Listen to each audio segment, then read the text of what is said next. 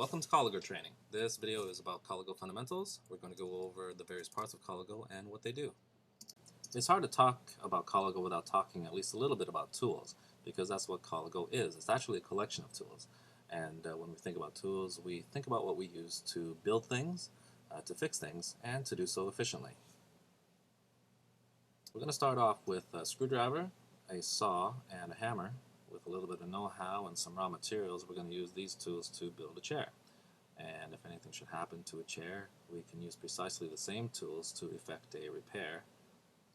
And so in this example, we can actually get some value out of these tools if we happen to value being able to build and maintain chairs.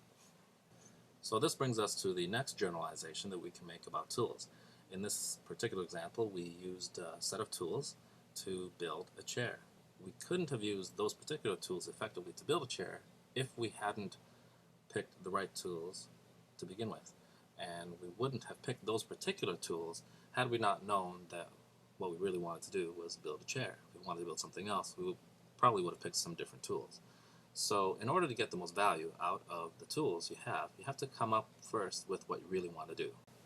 Another thing that we can generalize about tools is that they can produce different results for different people. And this is often because many tools require some mastery. That is, one can produce best results when the tool is mastered. Many of us at one time or another have picked up a tool to either build or fix something. A few people who are naturally talented can achieve quite good results immediately or with just a few tries. The rest of us have to spend some time learning how to use the tools we have, and as we work through the learning process, we end up with increasingly better results, until finally, when we think we've mastered the tool, we achieve the result we first intended. The next question we have to answer is just how do we master a tool? The first time a tool is ever used, someone had to learn the hard way by trial and error. If we're lucky, that person wrote some instructions for the rest of us so we can at least avoid the errors and concentrate on the trials. This allows us to pick up practical experience with the tool. The problem with using just trial and error is that mastery is really slow. It's the errors that take up the most time. We learn a great deal from our mistakes, but it's often at large cost. We prefer to learn from others' mistakes when we can, if for no other reason than to avoid this cost.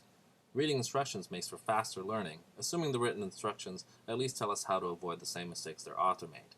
And finally, the fastest mastery comes from avoiding past mistakes and rehearsing our use of a tool as much as possible. Mastery, of course, involves all of these components.